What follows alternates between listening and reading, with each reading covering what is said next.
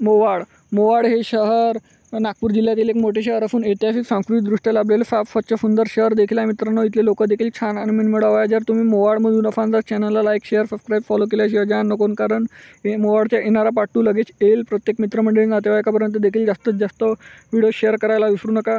आणि तुम्ही मोवाडमधून कुठून आहे हे देखील मला कमेंट सेक्शनमध्ये कळवा. मोवाड हे नगर परिषद क्षेत्र आहे मित्रांनो.